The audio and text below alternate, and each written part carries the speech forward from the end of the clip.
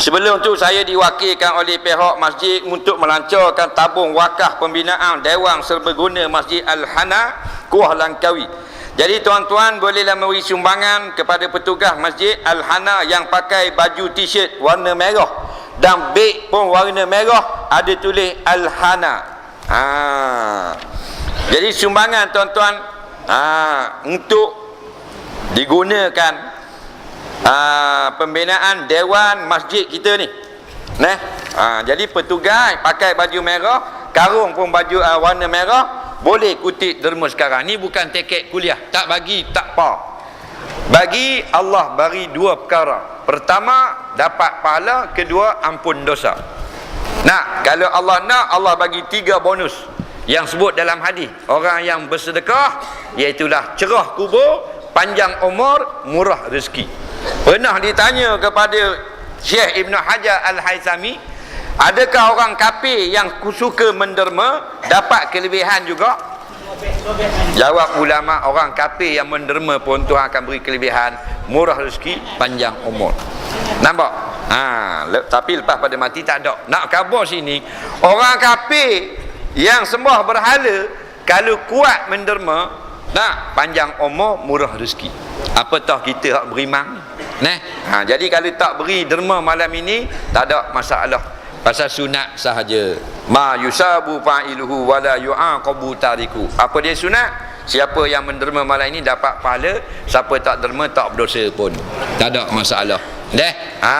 Cuma kadang-kadang ada kelebihan. Mungkin kita derma malam ini RM10, Allah panjangkan umur kita akan datang, kita tak tahu.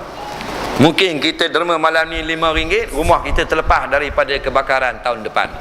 Mungkin kita derma malam ni RM10, anak kita selamat daripada mati lemah 10 tahun lagi. Itu semua kerja Allah. Mungkin kita derma RM100 malam ini, tahun depan kita kahwin seorang lagi. Yang tu orang umpang marah.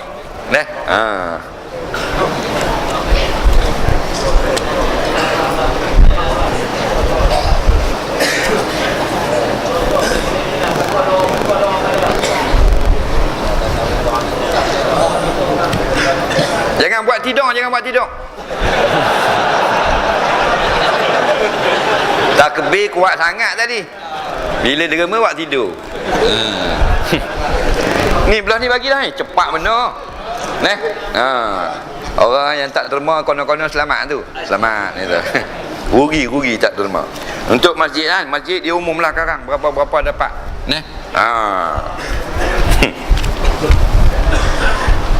Ada orang dia kata gini, kutip-kutip derma ni saya dapat. Bongok lenguh. Dia pergi percaya pula tu. Kan Tuhan beri akal. Tanyalah AJK, duit tu pergi mana, kan? Boleh telefon dia, boleh apa. Janganlah jadi bodoh ikut orang nak tipu kita. Baik, sambil-sambil kita menderma, sambil bersedekah, sambil-sambil kita jawab soalan lah orang hantar ni. Tak payah hantar lagi dah, banyak lah. Dalam depan saya ni ada lebih kurang 800 soalan.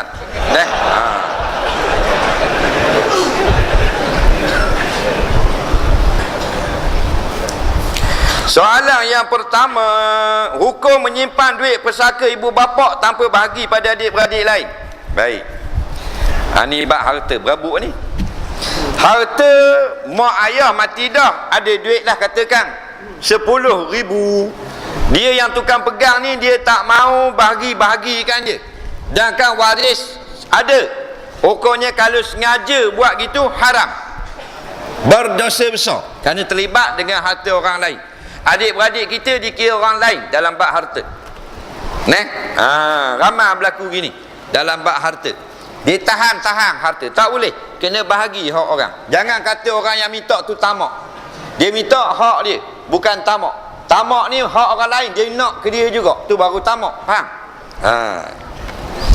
Ada yang dah ada duit kat dia, dia buat senyap, duit ayah buat senyap, bila orang tak tahu, dia belanja. Dia kata berjaya pasal orang tak tahu. Dia buat belanja 8,000. Ingat, bila seleweng duit orang, dia kira makan haram. Makan haram, solat tidak akan diterima. Tu je. Belanja beres lah, tapi solat tak terima. Bila solat tak terima, haji, zakat semua ditolak belaka.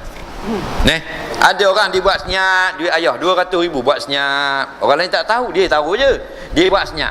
Lah orang bagi benda lain. Duit tu terlepas. Oh, pergi haji dia. Pergi haji. Haji dia tidak mabrur, dia panggil haji mabrur namanya. Soalan seterusnya, bolehkah pakai telekung selain daripada warna putih? Apakah hukum kalau pakai telekung warna-warna? Apakah hukum akad nikah masa seorang perempuan hamil? Sah ke tak? Adakah pasangan tersebut dinikahkan semula lepas melahirkan? Apa hukum sekiranya tidak dinikahkan semula daripada hamba yang muskil? Baik. Dia kata orang perempuan ni pakai telekung dalam wak semayang. Apakah hukum orang perempuan semayang pakai telekung lain pada warna putih? Baik, kita nak tahu hukumnya gini. Apakah hukum pakai telekung warna putih? Baru kita tahu. Ulama' kata sunat pakai warna putih. Kerana hadis kata ilbasu min siyabikumul bayat. Ndaklah kamu pakai pakaian kamu yang warna putih.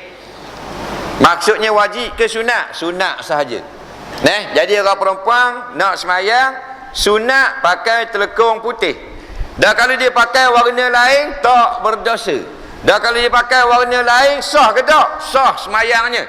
Kerana warna telekung, warna baju tak termasuk dalam syarat sah semayang. Faham? Syarat sah semayang tutup aurat. Jadi kalau pakai telekung, pakai tudung putih, sah tak semayang? Sah semayang. Tudung hitam, sah juga. Merah, sah juga. Faham?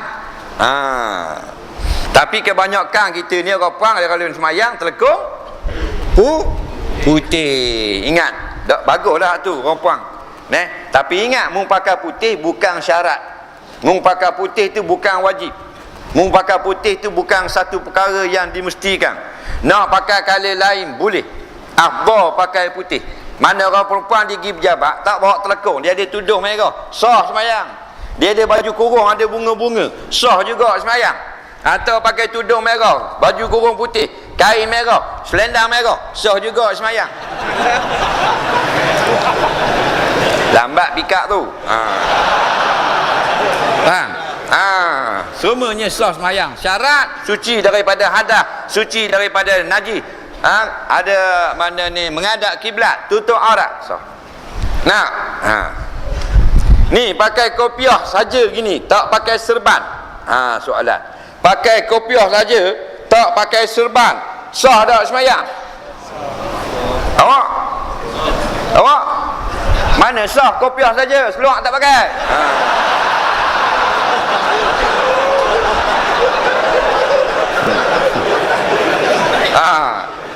Hang kena dah. Hang jangan buat pakai kopiah saja. Aku tak boleh bayang. Allah. Dia pula semayang pakai kopiah saja. Sujud balik awal.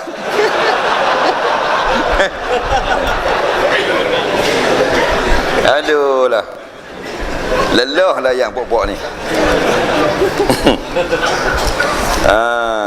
Jadi tak ada masalah orang perempuan tulang-tulang pergi jalan-jalan pakai baju kurung, ada bunga-bunga, kain bunga-bunga, nak semayang silakan. Cuma jaga masa kita ni kalau jenis yang ni lengan gini, faham tak? Baju kurung ni bila dia akad Allah, lengan ni jatuh, ni nampak aurat dalam semayang, tak sah. Jadi kalau dia jenis kacing gini sah. Baju bunga, baju kotak, baju coat, track suit boleh lah ke? Baju aerobik pun boleh. Faham?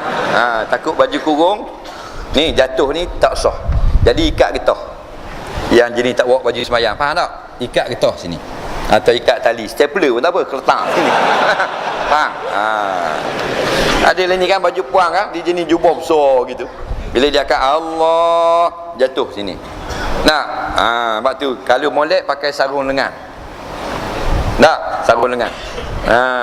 Tu pergi bandar, pergi beli kedai tu, jalan gini okey lah baju kurung. Dia nak ambil barang ini, turun tak ni? Nampak lengan tak? Haram. Ni pakai ni. Hak sarung lengan ada tulis Yamaha. Faham?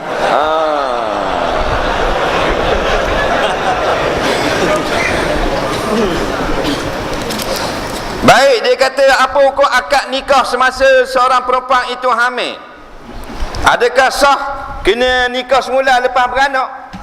Dengar molek-molek. Lepas tu faham molek-molek.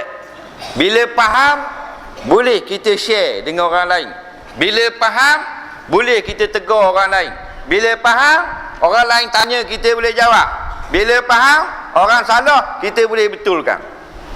Dengan syarat dengar molek-molek, biar faham. Masalah kahwin dengan pengantin perempuan yang sedang mengandung daripada anak luar nikah. Ingat kalau mengandung bini orang tak sah. Tu bini orang, ni bukan bini orang, tapi sedang mengandung. Tak kira mengandung berapa hari, berapa bulan. Mengandung zina, faham tak ke? Hukum kita bernikah dengan perempuan yang sedang hamil zina, ada dua pendapat ulama daripada 4 mazhab. Mazhab yang pertama, mazhab Hambali dan mazhab Maliki, tidak sah nikah dengan pengantin yang sedang mengandung zina.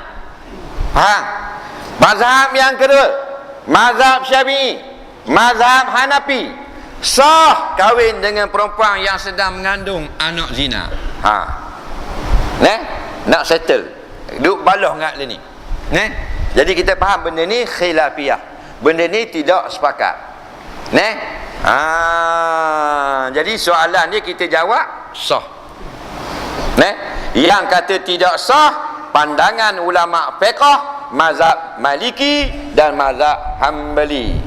Yang kata sah, mazhab Syafi'i dan mazhab Hanafi.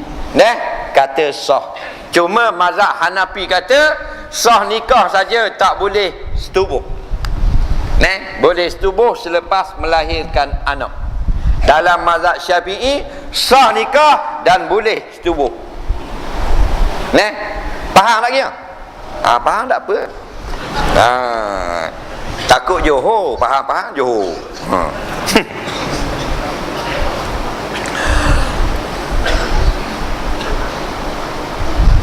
Bagaimana nak buat dengan solat yang lama-lama dulu setelah dia bertaubat nasuha? Solat dulu-dulu, sekarang taubat nasuha, lepas tu solat dulu-dulu. Mana soalan dia? Dah mu solat dah dulu, solat dah. Dia kata bagaimana nak buat dengan solat dulu-dulu bila sudah taubat nasuha? Jawabnya, siapa yang sudah taubat nasuha tak perlu ulang balik solat dulu-dulu. Soalan dia kena gini, kalau kita sudah taubat nasuha, dulu tak solat, kena solat balik. Tu baru soalan. Nak soal pun tak pandai.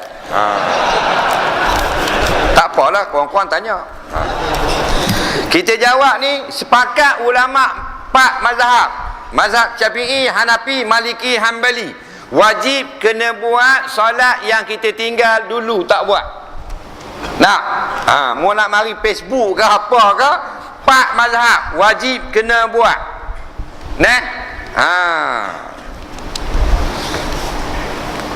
Dan nak buat mana? Buat macam biasa. Tidak ada waktu yang dilarang kerana bayar hutang. Yang tak bolehnya kita nak buat yang tunai, baru ikut waktu. Subuh kena buat waktu subuh, zuhur waktu zuhur, maghrib waktu maghrib. Nak bayar hutang tak ada masalah, anytime, any place, anywhere.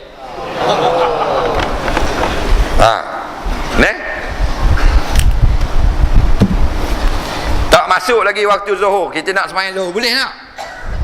Tak boleh, tak masuk lagi. Tapi kalau kita nak qada, boleh.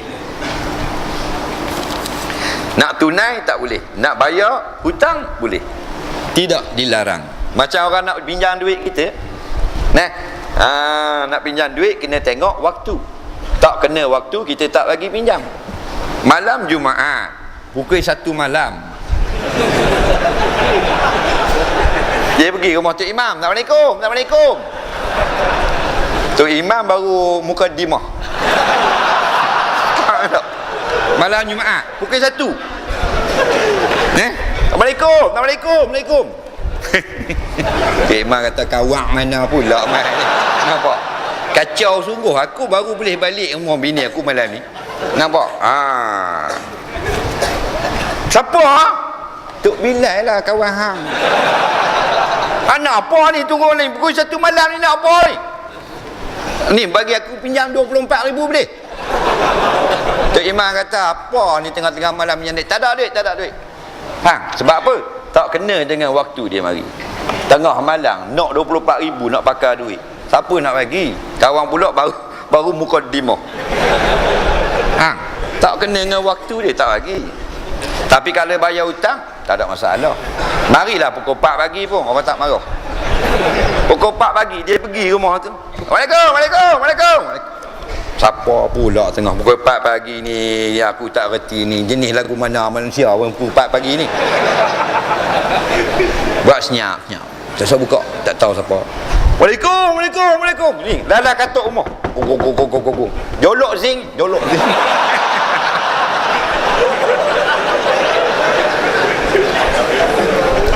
Lalai berkata, siapa ni? Apa ni nak pagi-pagi buta ni? Ayam pun tak bangun lagi. Kata saya lah Pak Mat, orang kampung. Dan nak apa-apa, tak boleh main esok lah. Tak ada adab kan main rumah orang pukul 4 pagi. Aku dah lah baru tidur sana ni. Esok nak bangun subuh jadi imam. Dak lagu ni dulu pinjam duit 450,000 ni nak mari bayar. Naik.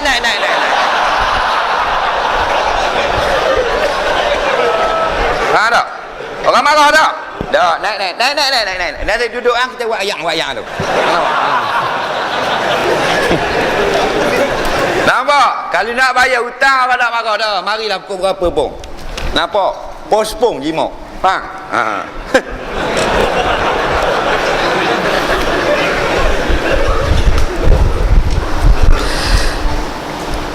Pakai serban sunnah Nabi, tapi ada orang kata nak pakai serban kena ada ijazah. Adakah tidak dapat pahala kalau pakai serban tak ada ijazah?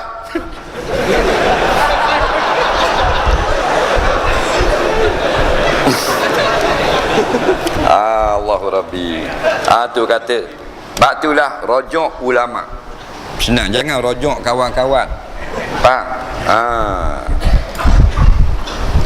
Disebut dalam Kitabul Libas, disebut dalam kitab fatwa tentang imamah, tentang serban. Ulama kata Nabi pakai 2 atas kepala dia. Kalau di rumah kadang-kadang Nabi tak tutup apa, tapi Nabi kalau keluar Nabi pakai kolam suah dan imamah. Kolam suah ni kopiah, dan yang kedua serban. Orang tanya pula apa benda Syekh Ibn Hajar Al-Haisami, kalau kita pakai serban, kalau kita nak dapat pahala, dia kata nak keluar pada khilaf ulama, kita niat ikut sunnah, dapat pahalanya. Jadi dia tak kata pula kena ada ijazah dan kena ada diploma, degree pula dah. Faham tak? Sebab tu benda-benda gini walaupun ada dipanggil tertib adab dengan guru, nak guru ambil beri kepada kita cara memakai serban, tapi jangan jadikan dia sebagai syariat. Jangan kita memandang-mandang buat hukum kerana ada ijazah baru dapat pahala sunnah Nabi. Jangan. Ini sudah menambah-nambah yang tidak dibenarkan oleh ulama. Tak ada kira siapa-siapa mu'allah ke apa, ambil kain serban pakai atas kepala, niat ikut sunnah, dapat pahala. Faham? Niat pakai kopiah ikut sunnah, dapat pahala. Dah tu pakai sokok pun kalau niat menutup kepala dapat pahala. Cuma pahala yang lebih baik ialah banyak pahala sunnah. Ada orang yang dia kata kita berzikir lepas semayang ni di masjid kurang pahala. Pasal apa kurang pahala? Tak ada ijazah pula dah. Jadi memandai-mandai inilah yang ulama-ulama marah sangat. Ada kata tak ada sanad pula kita punya wirid pula dah. Tarikat tu comel, tapi mari yang tak comel jadi tak comel. Faham? Tarikat supaya kita ni semakin rasa kita semakin kurang. Ni tak bila kita bertarikat kita berasa orang lain kurang, kita lebih. Faham? Itu tarikat syaitan. Tasawuf makin belajar makin rasa kita yang tak betul. Nah, ni dak makin belajar makin berasa orang lain tak betul. Tu tasawuf kepala hontak. Faham tak?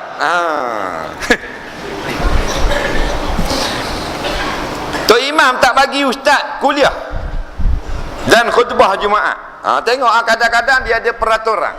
Peraturan tadi dak dibuat supaya jangan sembarangan orang menyampaikan kuliah. Jangan sembarangan orang menyampaikan hukum hakam, sama ada dalam kuliah atau dalam khutbah. Pernah berlaku zaman Sayyidina Ali radhiyallahu an dan Sayyidina Umar radhiyallahu an menjadi khalifah. Mereka ni cek di masjid. Kerana di masjid ada halakah-halakah. Ada orang yang mengajar. Zaman sahabat. Ada orang mengajar zaman tabi'in. Jadi Sayyidina Umar pernah menghalau beberapa orang yang mengajar kerana dia dengar tak betul. Dan yang betul dibenarkan. Jadi zaman sekarang dibuat katakan tauliah dan sebagainya. Tauliah ni bid'ah. Tidak ada zaman Rasulullah. Tetapi dibenarkan oleh syarak kalau tujuannya baik. Contoh tujuan yang baik, buat tauliah supaya tidak orang yang ajaran sesat mengajar. Betul tak? Cuma yang tak betulnya tauliah ini disalah gunakan. Nak beri kepada orang yang dia suka saja. Ni sudah salah. Faham? Jadi Tok Imam tak ada kuasa sebenarnya. Mereka kerja. Kalau masjid tu masjid bawah pentadbiran pejabat. Kalau masjid sendiri tak ada masalah. Bila kerja adalah arahan-arahan dan seumpamanya. Jadi kalau Tok Imam tak bagi, kita nak juga kadang-kadang kita marah Tok Imam. Yang sebenarnya Tok Imam itu terikat. Jadi bukan Tok Imam yang salah. Ini arahan daripada atasan. Atasan yang salah. Kalau seorang ulama yang berwibawa. Cuma Tok Imam dia takutlah. Dia bekerja makan gaji. Tapi yang tak betulnya kalau pihak atasan tak ada masalah. Imam mengada-ngada. Yang tak bagi. Kalau imam gitu, ikat, buang dalam kolah. Faham tak?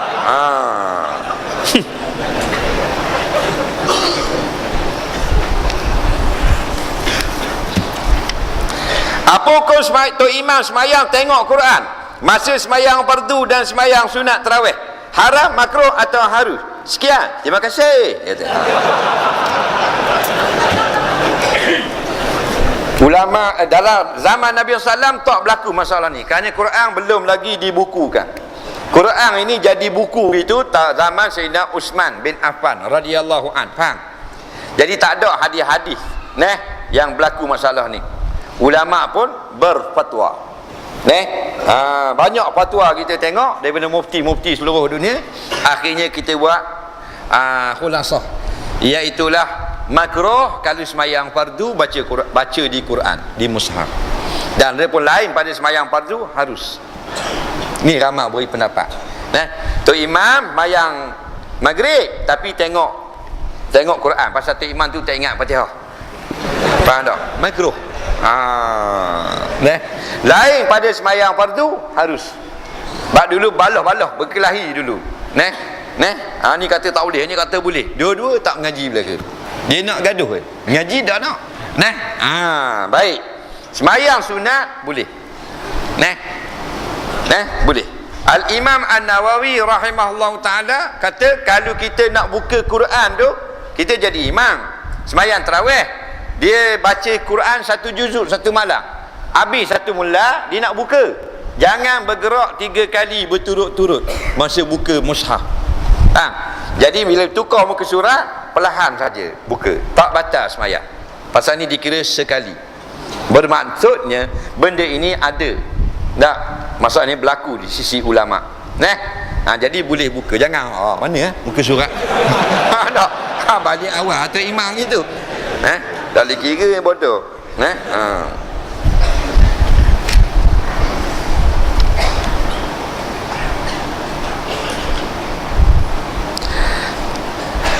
Tolong huraikan masalah kiblat. Arah kiblat telah pun ditetapkan atau telah disahkan oleh Jabatan Mufti. Masih ada segelintir yang pegang dengan pedoman sendiri atau pedoman orang dulu-dulu. Ini sering menimbulkan pertikaian. Bimbang kerana perkara ini bukan perkara yang main-main. Ia membawa pada sah atau tidak semayang tersebut. Balah bak kiblat lah pula. Habis semua benda nak balah. Baik. Masalah kiblat ni dia ada dua jenis. Yang pertama, kita boleh nampak Kaabah. Yang kedua, tak nampak Kaabah. Baik, kita di Langkawi ni masuk kategori nampak Kaabah ke tak nampak? Tak nampak, melainkan dalam gambar. Faham tak? Baik. Bila kita tengok arah kiblat tak nampak, maka dia pergi kepada ijtihad. Faham? Kerana tak boleh nampak. Ijtihad sama ada tengok kedudukan matahari, tengok kedudukan angin, kadang-kadang kedudukan bintang, kadang-kadang dengan tengok bulan, kadang-kadang dengan tengok apa benda ni, kompas yang dibenarkan. Bukan semua kompas. Kalau kita beli sejadah, patut ada kompas hadiah, RM2 hadiah. Tu tak boleh tu. Dia musi ketang dia panggil. Jadi kalau ijtihad, bolehlah salah sedikit, kerana bukan nampak. Kalau nampak tak boleh salah. Contohnya depan kita Kaabah, kita semayang dalam Masjidil Haram, tapi kita punya badan keluar sikit daripada kena bangunan, tak sah. Semua orang yang nampak wajib badan straight ke bangunan. Yang tak nampak dimaaf sedikit. Contohnya di Langkawi ni, katakan ni straight ni lah. Jadi kalau masjid di Kuah straight gini, masjid di lagi gini sikit, masjid di nu kat pelabuhan tu gini pula sikit, semua sah belaka. Kerana itu adalah ijtihad belaka. Faham? Yang tak bolehnya masjid sini gini, masjid depan tu gitu, masjid tu gini pula. Nampak? Balik awal belaka tu. Baik, bila kita sudah ukur masjid kita ini menghadap sinilah, ada pula orang kata tidak betul. Baik, boleh tak dia kata gitu? Boleh, tetapi mesti datangkan yang betul. Yang betul tu lagu mana? Mesti dengan ilmu tadi. Tak boleh dia hanya kata sini betul, tak boleh pakai. Dalam kitab fiqh mana pun tak boleh tunjuk dengan tangan saja, pasal tak nampak. Dia mesti buat mari kompas dia, dia mesti buat mari arah matahari, darjah altitude dia, dak matlak dia, kena ukur, tunjuk, buktikan salah di sini, baru kita boleh dengar. Belum tentu boleh pakai. Jadi kalau dakwa saja salah, mana yang betul tak tahu, mana yang betul sini saja tak boleh, tunjuk tangan tak pakai. Dia kena buat mari kompas, buat mari ulama, buat mari orang yang mahir tentang kiblat, mengatakan, menunjukkan, membuktikan kiblat sekarang tidak betul. Bila kita yakin dengan arah dia, maka baru kita wajib ikut dia. Tapi kalau dia mari hak dia, kita tidak yakin, kita tak wajib ikut dia. Tak ada masalah. Pasal dua-dua ijtihad belaka. Faham? Al-ijtihadu la yunqidu ijtihada. Pandangan dia tak boleh membatalkan pandangan kita, pandangan kita tak boleh membatalkan pandangan dia. Kerana dua-dua ada sandaran bagi ijtihad masing-masing. Tapi ijtihad bukan dengan cakap kosong. Jangan balah bab ni. Senang saja. Dia kata tak betul, wak mari kopah, wak mari pakar, biar selesai selalu. Wak mari kopah, betul dak juga, dia kata dak juga, lepuk muka dengan kopah tu. Ayah saya sudah meninggal, bagaimana cara membayar fidyah bagi pihak ayah saya? Jawabnya, kalau meninggalkan harta, wajib guna harta ayah tadi untuk bayar fidyah. Kalau tak ada tinggal harta seseng pun, sunat waris-waris tolong bayarkan. Lagu mana? Contoh, baru ni puasa ayah sakit, tak ada, tak puasa 1 hari, maka sekarang kita ingat ayah mati dah, wajib kena bayar secupak beras, beri pada orang miskin. Kalau 10 hari 10 cupak. Dah kira sekarang ada tak cupak di kedai-kedai? Tak ada dah, pakai kilo senang. 1 kilo lebih banyak dari secupak. Kita timbang dah 5 jenis beras. Ada beras yang 750 gram, ada beras 560 gram, ada beras 700 gram. Yang paling banyak lebih kurang 750 gram sampai 800 gram sahaja. Dan tak sampai sekilo, maka kita ambil 1 hari 1 kilo. Kalau 3 riyal lah. Niat bayar kafarah. Fidyah, bukan kafarah, fidyah ayah kita yang meninggal. Soalan seterusnya, Apa pendapat Ustaz tentang salji yang turun di Mesir? Adakah berkaitan dengan hari kiamat? Ya, jawabnya orang duduk balah dia kata kiamat nak berlaku dah pasal salji turun di Mesir. Jawabnya salji turun di Mesir bukan tanda-tanda kiamat. Tanda-tanda kiamat telah keluar lama dah. Dia ada tanda awal, tanda akhir. Dia ada alamatul sughra, alamatul kubra. Tanda-tanda awal yang pertama sekali lahir Nabi Muhammad, Nabi akhir zaman. Tahu tak? Kemudian tanda-tanda yang kecil-kecil lagi, banyak bangunan tinggi. Ini banyak tak bangunan tinggi? Banyak. Orang perempuan ramai dari laki-laki. Ini betul tak? Pergi kat universiti perempuan 70%. Dulu naik bas sekolah, kita laki-laki je 30 orang, perempuan 10 orang. Diam je. Ini bas perempuan 40, laki 3 orang duduk belakang. Perempuan 30 orang naik bas. Duduk siap kat tangga pula, kaki duduk atas angin separuh.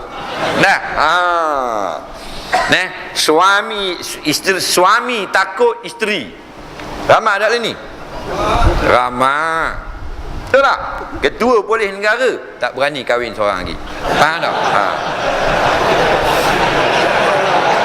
Betul tak? Dah takut ke dia? Tak? Orang lelaki takut bini, takut nak kahwin seorang lagi. Penceramah tak berani. Oh, naik ceramah jangan. Takbir. Takbir. Seorang je. Jangan main, dia bisa orang perempuan hebat.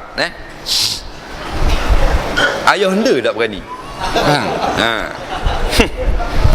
Kita makan dengan ayah anda sekali, ayah anda pergi dah.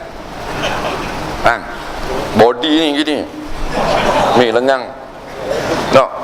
Kita siapa tengok, oh lengang besar-besarnya. Ayah anda lengang. Macam bodybuilder, lengang. Dia kata, oh ada juga orang body macam aku. Ni gelang, ada gelang koka. Gelang koka, kita dah ketiga koka, kenal lah koka besar-besar berlagah ni. Faham tak? Koka kayu aku boho. Faham tak? Cerita mani laut ada belaka ni. Kayu tah, toka ali, keting ali, penuh ni. Gitu. Sila Ustaz, duduk. Naik melegoh atas ni. Belakang tu bodyguard ayah anda. Ayah anda tanya saya, apa khabar Ustaz? Orang rumah semua sihat? Sihat. Orang rumah ayah anda? Sihat, alhamdulillah. Dah bila ayah anda nak tambah seorang lagi?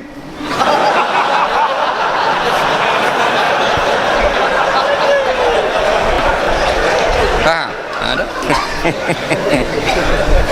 Body je besar. Tu berlaku dah. Zakat tidak dibahagikan dengan betul. Berlaku lagi sekarang. Berlaku tu tanda-tanda. Tapi bila turun salji tak payah katalah. Cuma dunia ini sudah penghujung. Jangan kata seminggu lagi kiamat tu salji turun di Mesir. Jangan pandang-pandang ni. Kiamat ni alam ghaib. Ghaib ni kena nas, kena Quran hadis. Quran dan hadis sudah siap menceritakan kepada kita. Akan tu keluar Imam Mahdi memimpin semua mujahidin seluruh dunia berperang mengalahkan Israel. Tak? Kemudian turun Dajjal menyesatkan orang. Turun Nabi Isa. Tu tanda-tanda dia. Yang ni boleh jadi saja. Allah Maha mengetahui. Cuma dunia ini sudah tua. Yang pelik-pelik, tempat panas turun salji, tempat salji jadi panas. Memang pasal dia orang tua. Kalau kereta kita masa baru beli semua boleh. Tapi kalau dah lama dah, first time beli Proton Saga, meja pipong. Kenal tak? Proton Saga meja pipong. Dr. Mahdiak. Kenapa? Rasmi mula-mula dulu tahun 85. Faham tak? Belakang tu bonet straight tu, letak net boleh main pingpong. Belakang.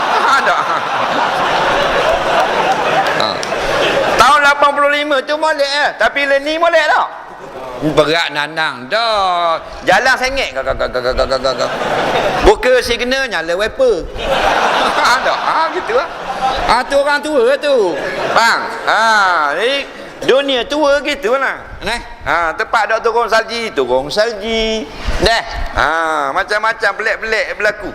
Tak banjir jadi banjir, tempat kemarau jadi banjir, tempat banjir jadi kemarau, macam-macam. Pelik-pelik. Beli kapal selam dah boleh tenggelam, macam-macam biasa.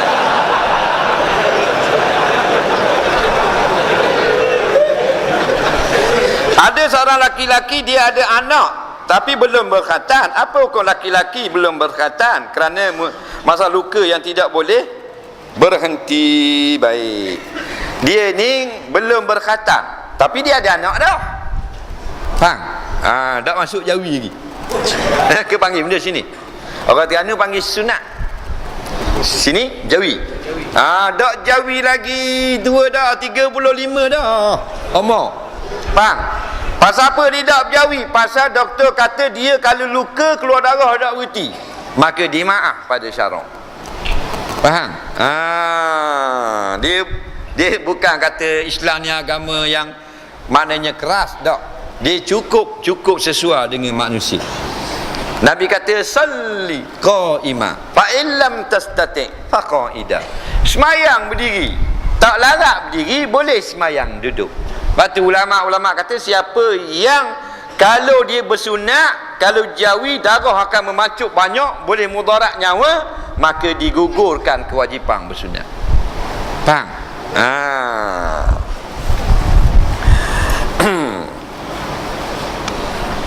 Apa hukum mendedah arak pakai ketat di khalayak ramai? Baik, kita ni laki-laki perempuan ada aurat dengan orang-orang tertentu dan dengan orang tertentu juga tak ada aurat. Cuma kita nak faham benda mana aurat. Aurat bahasa Arab ain waw ra ta marbutah, aurah. Kita panggil aurat. Baik, apa maknanya? Anggota badan yang wajib kita tutup daripada orang yang haram melihatnya. Itu mana aurat. Jadi keluar dengan anggota badan, kalau bukan anggota badan bukan aurat. Contohnya kopiah bukan aurat, baju bukan aurat, stoking bukan aurat.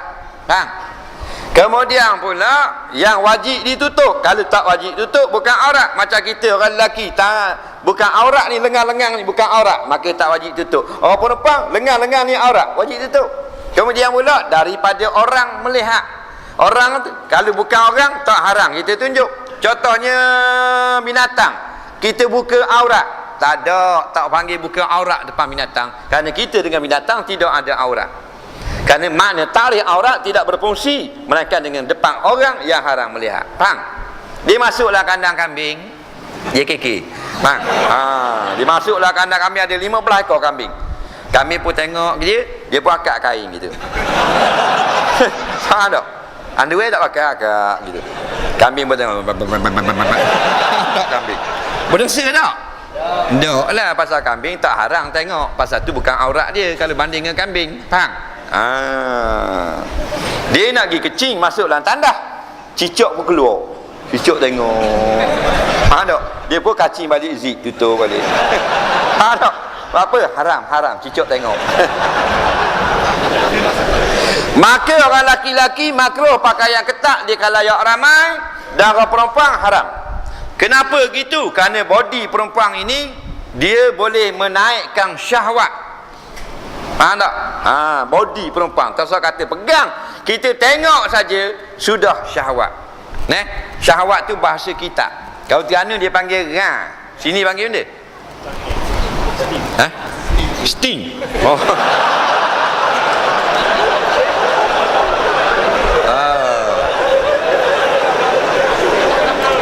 Nampak?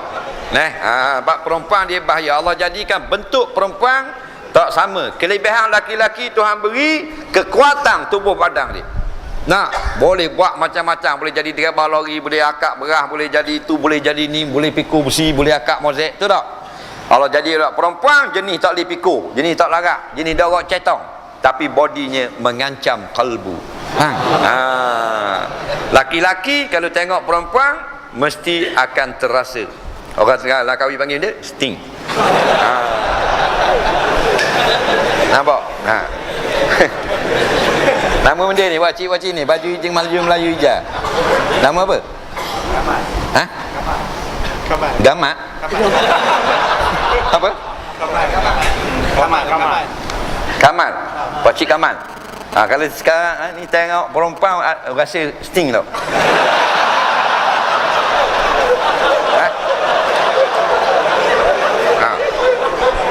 Ni soalan sungguh ni.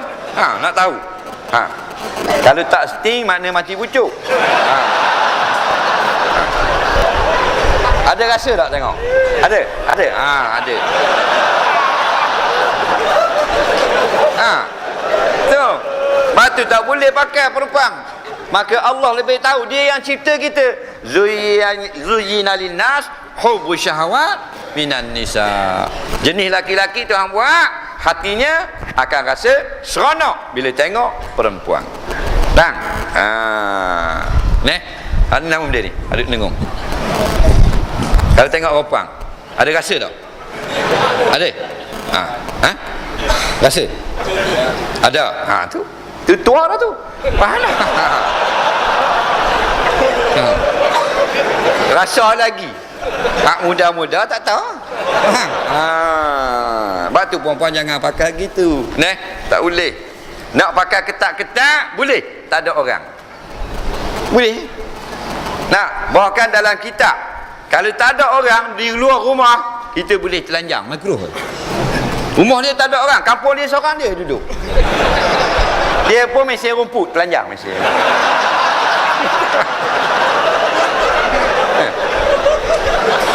Tapi jangan bagi merecik batu nampak? Itu masalah perempuan ni, dia nak seksi supaya pasal jenis perempuan dia nak orang kata dia cantik, walaupun orang tak kata. Tapi dia nak orang kata dia cantik. Tengok perempuan tu daripada muda sampai ketua duk bermake up. Duk comel diri dia. Berapa ribu dia habis. Tengok bini kita lah macam-macam alat beli untuk muka saja. Dari zaman dia sekolah sampai zaman jadi bini kita, sampai zaman beranak ni, anak dia sama besar dengan mak dah pula. Make up lagi. Ada tak pernah mari orang di rumah kita rombongan dengan 2 buah bas, mari kata kami sepakat 2 buah bas, bini awak cantik. Ada? Tapi jenis perempuan dia nak kelihatan cantik. Jadi tak payahlah sampai Tuhan marah. Pakai longgor-longgor di luar rumah. Nak pakai ketat di dalam rumah untuk suami kita. Tak ada suami lagi, sabar dulu. Kerana seksi untuk suami. Untuk orang awam ialah biasa-biasa saja. Sebab kalau bila kita pandai, kita tahu hukum syarak, nak kita cantik, menarik, menawan dan seksi di depan suami saja. Kalau perempuan aman ni, suami dia tak akan bermain lama di luar rumah. Ni dak beli rumah kembang gantung. Nak keluar rumah baju lawa-lawa. Nak pergi pejabat mulut merah menyala macam anak anjing, lomba gitu. Duduk depan suami mulut macam mulut tikus. Dah macam mana? Nak seksi di rumah. Tunjuk keseksian kita untuk suami saja. Atau mesej, bang, pukul berapa balik rumah? Pukul 6.30. Pukul 6 tu kita koyak kain. Koyak. Faham tak? Belah daripada bawah sampai tiup belah. Untuk suami kita haram tak? Tak haram. Faham? Orang yang ada masalah suami selalu keluar rumah malam-malam, senang nak bagi tamu, bagi dia keluar rumah. Boleh buat lalu malam ni. Dan suami nak keluar tu, dia pergi duduk dapur. Tak payah duduk dalam bilik tak payah duduk atas katil, duduk dapur. Dia tahu suami dia nak lalu kot dapur, dia pergi goreng ikan kering pakai apron saja.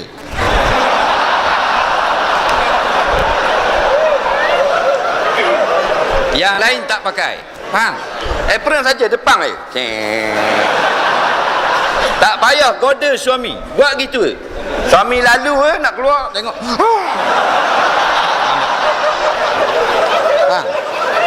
Memang tak keluar malam tu. Tak keluar. Betul tak? Memang terkejut. Tak usah kata yang muda, tua pun tak akan keluar. Dia menggoda kalbu. Tok Imam mana tu nak pergi tahlil, orang panggil. Nak pergi tahlil, orang minta tolong tahlil. Selalu memang keluar tahlil, lepas tu sembang kat masjid pukul 1 malam baru balik. Bini buat gitu. Goreng-goreng ikan, Tok Imam nak keluar, ambil tasbih, ambil serban, lilit-lilit, ambil selendang ayah anak-anak botol bau. Lalu kot dapur, tengok bini duduk goreng. Bini tu ada umur 65.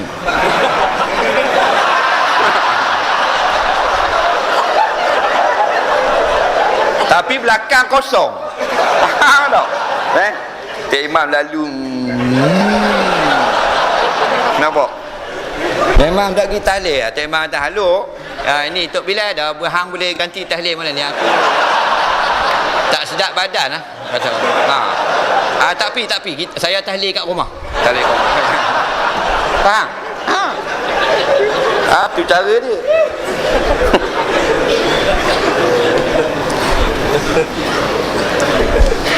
Brunei boleh laksana hudud, kenapa kita tak boleh?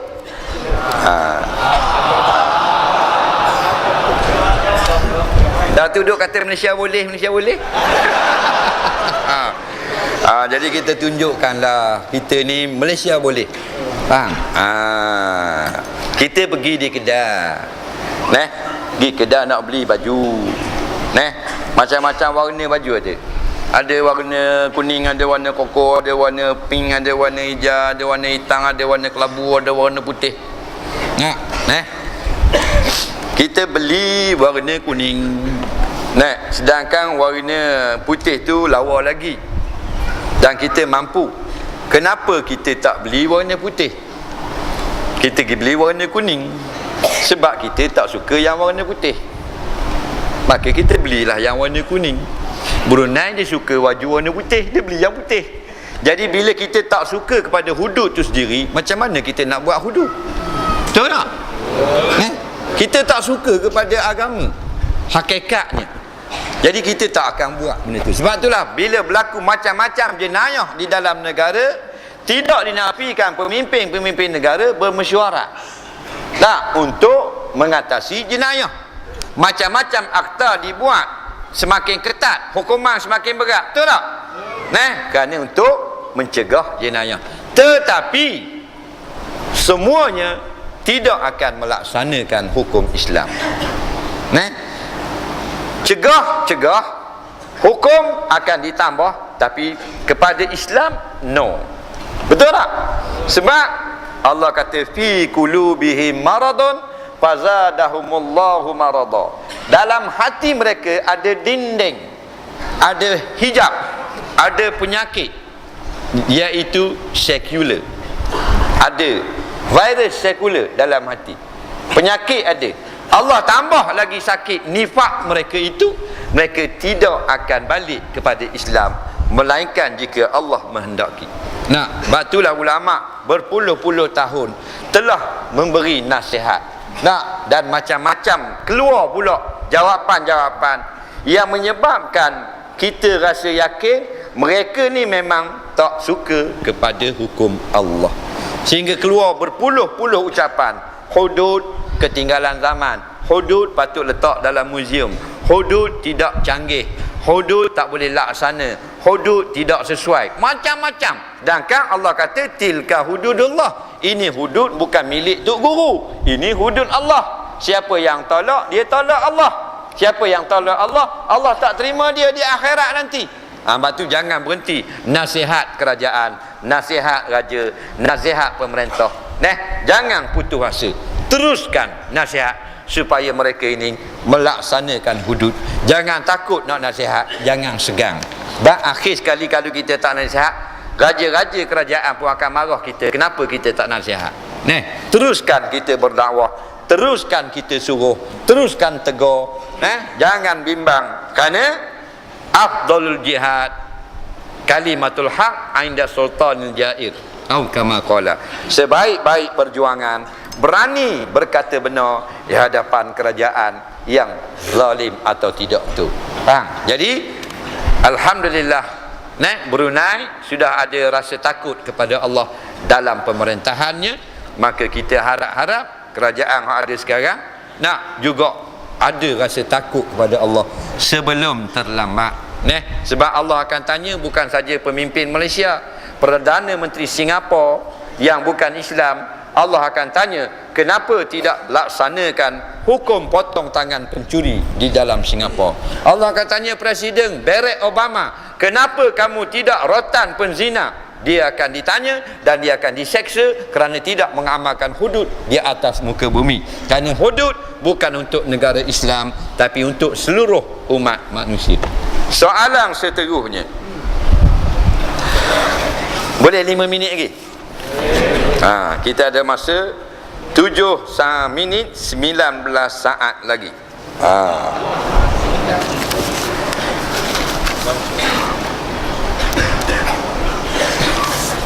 Baik.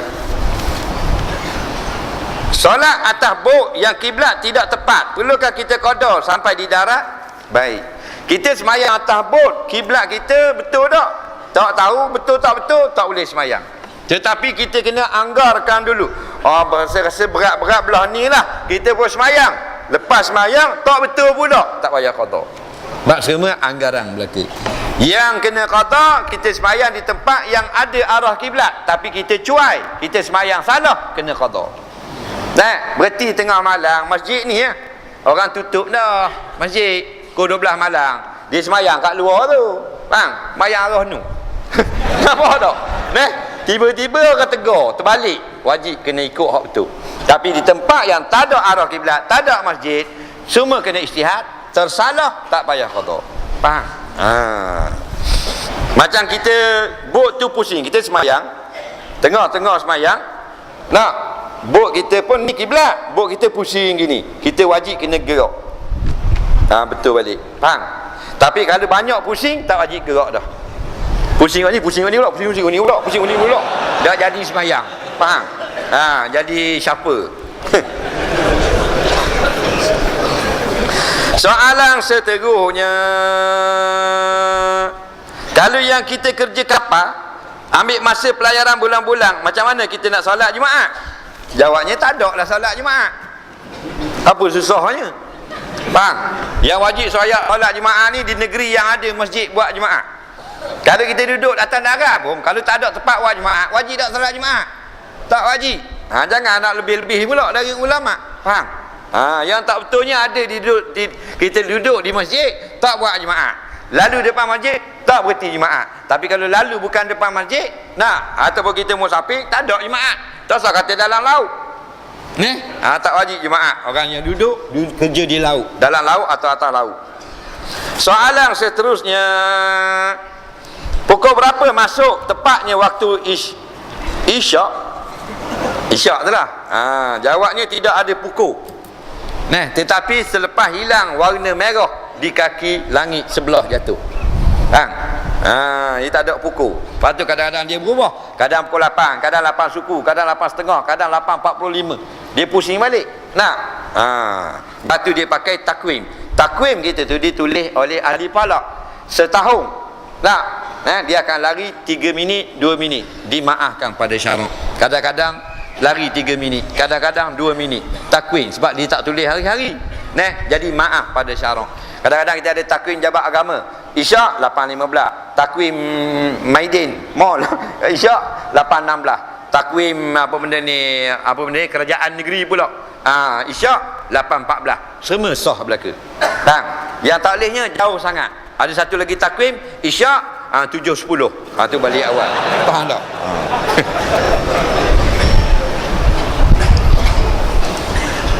Kain tudung kepala orang perempuan jenis apakah yang boleh dipakai ikut dalam Islam? Soalan apa gini? Jawabnya kain tak kira brand apa pun boleh pakai belaka.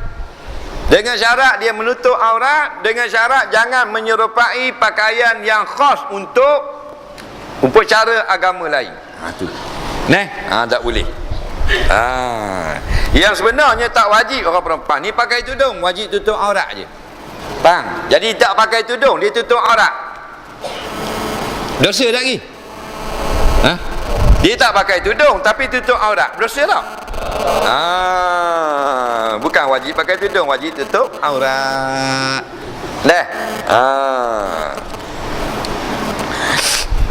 Jadi kadang-kadang pakai tudung, pakai jubah masih berdosa. Pakai seluar jin tak berdosa. Guana gitu. Dia pakai seluar jin tapi seluar dia labuh, seluar dia longgar. Dia pakai baju tutup sampai punggung. Nak dosa apa lagi? Hak ni pula muslimat pakai jubah tapi ketat, stres, nampak betul tubuh. 29, 21, 60. Faham? Soalan seterusnya,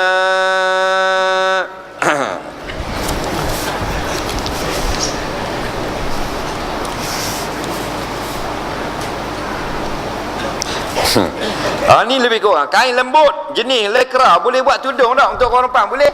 Jangan sampai nampak warna kulit. Sebab bentuk kepala orang puang ni dua anggota badan yang dimaaf dalam bab menutup aurat, kepala dan bau. Orang perempuan bila dia pakai tudung, dia dapat tudungnya bentuk muka, tekak, dagu, tak nampak pasal dia pakai tudung. Tapi bentuk kepala bulat tu nampak tak? Nampak juga. Mungkin di Mekah ke, di Mesir ke, di Malaysia ke, Indonesia ke, kalau pakai tudung nampak tak bentuk kepala? Nampak juga. Ni apa panggil illa ma zahara minha, yang tak boleh lagi kita sembunyikan. Lepas tu tak wajib kita pakai peruyuk bom dalam, nampak 4 segi gitu. Yang kedua, kepala bau. Dia pakai jubah daripada negara mana pun, dia akan nampak kepala bau ni. Ni bentuk aurat ni dimaaf pada syarak. Tak wajib kena berbuluh dulu buat gitu. Tak wajib, kerana menyusahkan. Faham? Soalan seterusnya.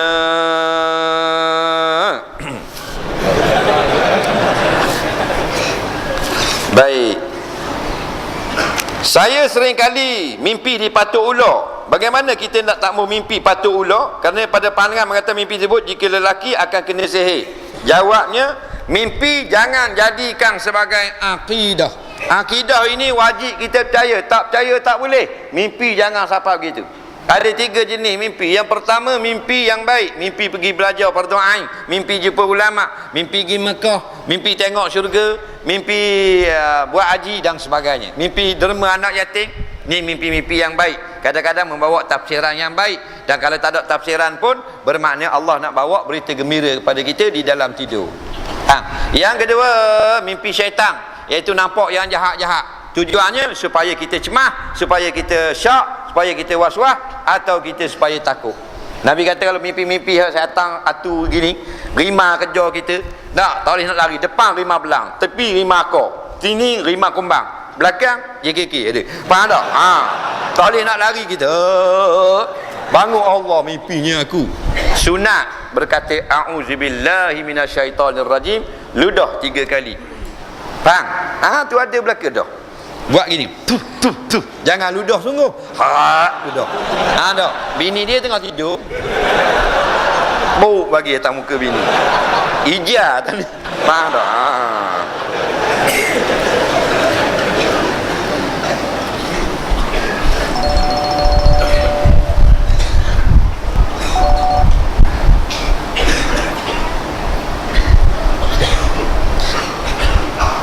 Saya kerja jabatan kerajaan, saya bergaji RM1,100. Saya bayar ansuran kereta RM550. Lebihnya cukup nak buat belanja saya je. Adakah ia boleh dikira sebagai nafkah pada isteri sekiranya isteri yang gunakan kereta tersebut? Isteri saya juga bekerja. Baik. Dia kata setelah dibayar gaji, dia ada tinggal RM500 untuk dia belanja. Dan bolehkah dia tak beri nafkah yang lain pada isteri dia? Isteri dia sudah bekerja. Jawabnya, jikalau isterinya meredakan, maka tak apa. Faham? Sebab nafkah ni 3 perkara wajib kita bayar. Makan, minum, pakaian, tempat tinggal. 3 perkara. Kalau isteri kata tak bayar, barulah halal setiap bulan. Tapi kalau isteri kata kena bayar, wajib kena beri juga. Faham? 3 perkara, tempat tinggal kita kena bayar sewanya. Kalau beli rumah kita kena bayar bulanan. Kemudian makan, minum dan pakaian. Makan, minum 2 kali sehari, pakaian 2 pasang setahun. Sekalipun isteri dia sudah bekerja, tetap wajib dibayar oleh suami. Jadi suami tadi kena beritahu pada isteri dia, saya tak mampu lagi nak beri nafkah. Kerana tak kena buat bayar rumah dan sebagainya, kereta lagi. Tak, tinggal 500 belanja saya. Boleh tak awak pakai duit awak untuk nafkah? Dia kata tak apalah bang, saya pakai duit saya. Barulah tidak dosa kita tidak beri. Soalan yang ke second lah pada malam ini. Hak baki lagi kita mari semula Langkawi ni insya-Allah. Tak, pasal kalau nak jawab semua pukul 3 pagi baru habis.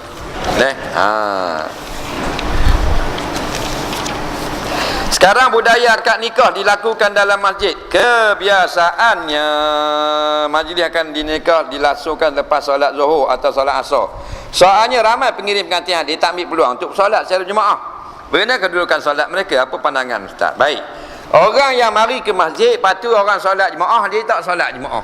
Jawabnya bagaimana? Hukum solat jemaah menyertai solat jemaah, hukumnya adalah tidak fardu ain. Jadi orang yang menyertai solat jemaah dia akan mendapat kelebihan yang sangat banyak. Orang yang tidak menyertai solat jemaah dia akan rugi. Solatnya sah, ada pahala, tetapi dia rugi besar. Kalau menega kak, untung sikit sangat, tak untung banyak. Jadi sepatutnya kalau kita sudah sapa di tempat berjemaah, sertailah jemaah.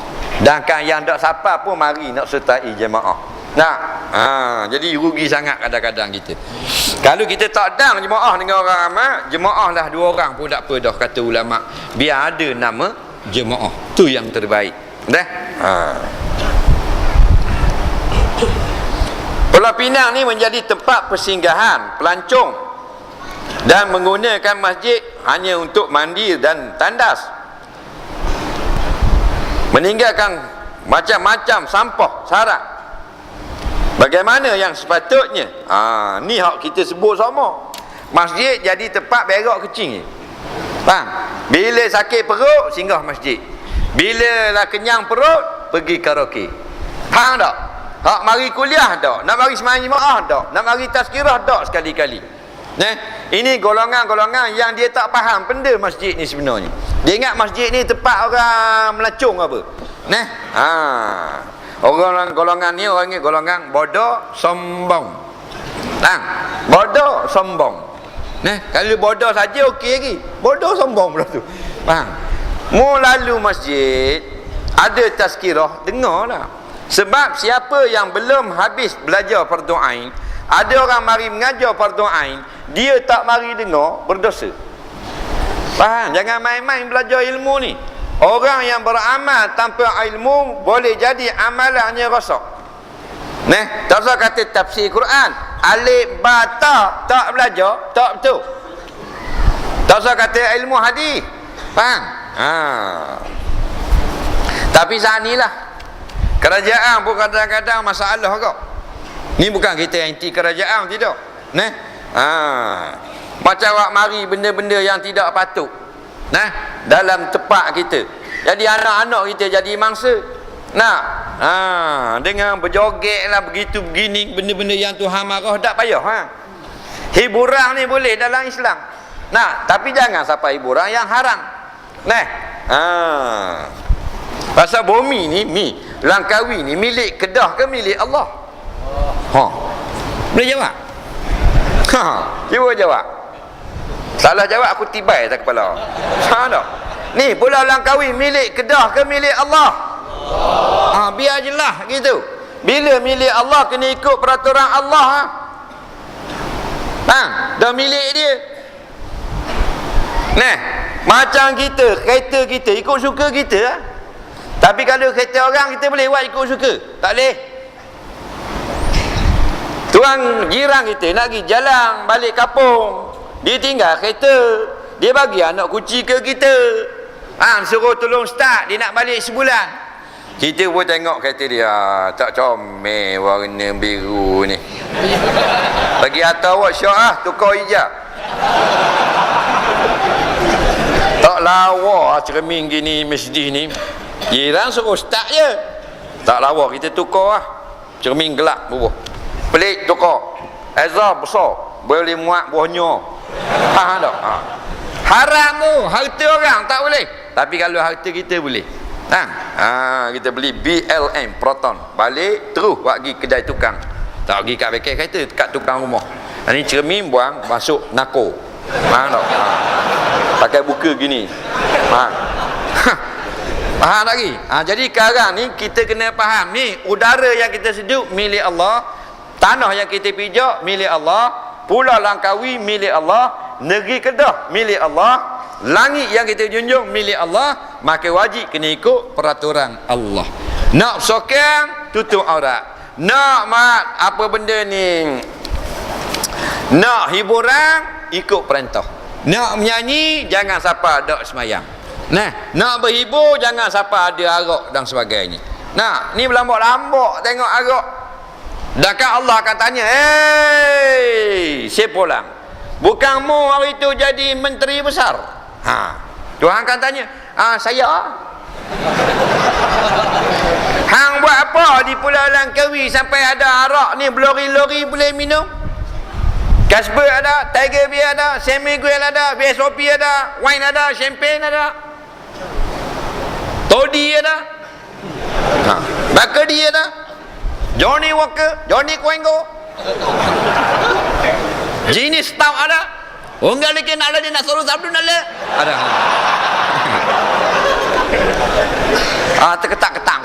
Ketak jawab. Dah. Takut gitu je. Jadi kita, Tuhan beri kuasa memerintah di dalam negeri Kedah, hapuskan apa yang Tuhan haramkan. Innamal khamru wal maisiru rijsun min amali syaitan. Judi dan arak adalah kotor, najis, kerja-kerja syaitan. Fajtanibu, kamu kena hentikan. Kalau tidak, kamu jadi syaitan. Tak ada kira siapa-siapa.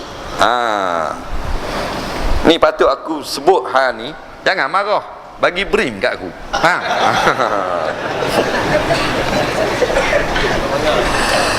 Jadi manusia pun sombong. Allah panggil, Tok Bila panggil, tak mari berak, mari kecing.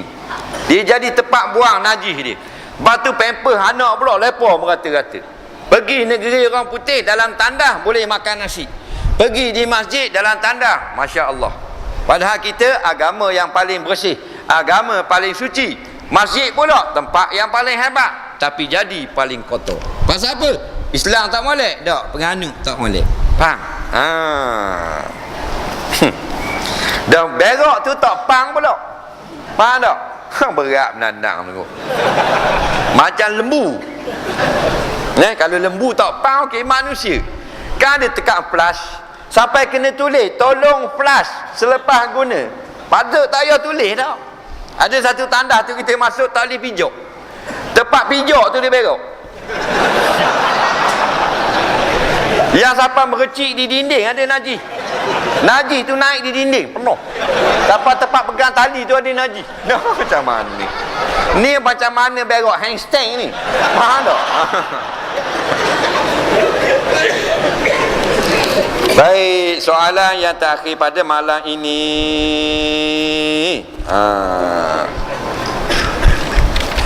Baik. Satu keluarga ambil bayi sebagai anak angkat, bagaimana cara untuk mengelak masalah aurat keluarga itu? Jika anak lelaki itu dengan ibu angkatnya atau perempuan dengan bapa angkat. Tolong jelaskan, selesaikan masalah ini. Bagaimana nak selesaikan masalah hutang yang tinggal oleh si mati dan saya sendiri tak berharta, dan saya pohon doa terbaik buat si mati. Orang mati tinggal hutang. Kemudian dia kata masalah anak angkat. Anak angkat ni gini. Kita nak jadi masalah anak angkat supaya senang masalah aurat. Ambil anak angkat tu dalam dua keadaan. Keadaan yang pertama, jikalau anak angkat itu kita laki-laki. Kalau nak ambil anak angkat itu perempuan. Nampak? Gini. Yang pertama, anak angkat itu jangan sampai 2 tahun. Faham?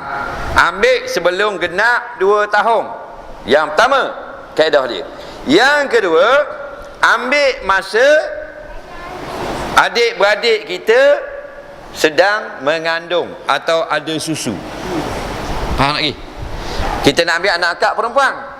Ambil masa adik kita perempuan atau kakak kita ada susu. Faham tak lagi?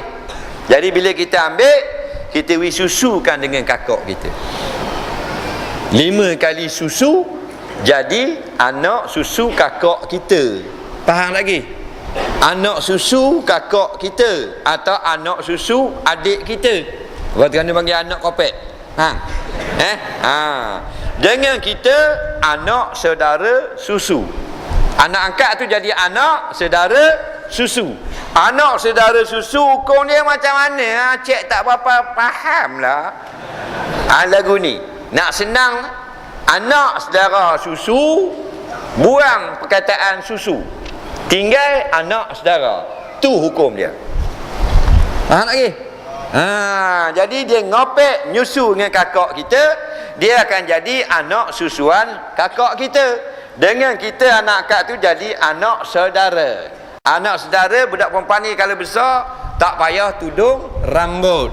Faham lagi? Senang duduk dalam rumah dengan kita. Kalau nak ambil anak laki-laki pula, dia akan jadi masalah dengan isteri kita. Faham? Tidak dengan kita. Pasal dia laki-laki. Maka ambillah ketika adik-beradik bini kita ada susu. Tak ada adik-beradik, mak saudara dia. Tak ada mak saudara, anak saudara dia. Faham? Biar jadi nasak dengan kita. Dan budak tu jangan sampai 2 tahun. Nah, ni anak angkat ambil tingkatan 5. Lepas tu bagi susu. Mati mak saudara susu. Dah mulut macam rimau mulut. Mati terus mak saudara susu. Tu cara dia. Jadi kalau kita belajar, senang dia nak buat. Dia akan jadi anak saudara susu, maka jadi macam anak kita. Anak angkat. Dah guna anak angkat tak kena tudung, tak payah sebab anak saudara kita. Kataan susu buang. Baik. Kehadiran pada malam ini lebih kurang 10,000 orang. Jadi tahniahlah kepada tuan-tuan dan puan-puan semua. Inilah kelebihan tuan-tuan dan puan-puan masing-masing. Bukan kelebihan berkat penceramah. Berkat diri masing-masing. Berkat ni maknanya kebajikan. Kalau tak ada kebajikan, tak boleh mari. Kalau tak boleh mari, ceramah seorang. Gila babi orang panggil. Faham tak? Jadi kita terima kasih kepada semua yang susah payah, pihak masjid, Imam Bilal JK, pengurusi, JKK ke apa, rela, polis, apa lagi, SB, semua sekali terima kasih. Yang paling hebat sekali para hadirin hadirat sekalian. Mudah-mudahan Allah yang akan membalas jasa dan pahala tuan-tuan semua mai sini, dan derma-derma tadi tu imam tak mampu nak balas, Allah yang akan balas. Paling sedikit pun Allah akan bagi. Macam Nabi kata 70 orang isteri yang umur 17 tahun, satu istana dalam syurga, dan tanah orang yang paling koman masuk syurga iaitu daripada Yaman sampai ke Syria 1500 km. Terima kasih sekali lagi. Bismillahirrahmanirrahim. Allah manfa'na bima 'allamtana wa 'allimna bima yanfa'una. Rabbana zidna 'ilma. Rabbana atina fid dunya hasanah fil akhirati hasanah wa qina azabannar. Sallallahu sayyidina Muhammadin wa ala alihi wa sahbihi wasallam. Walhamdulillahi rabbil alamin. Assalamualaikum warahmatullahi.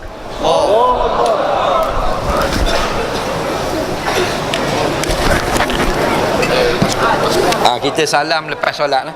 Lepas solat.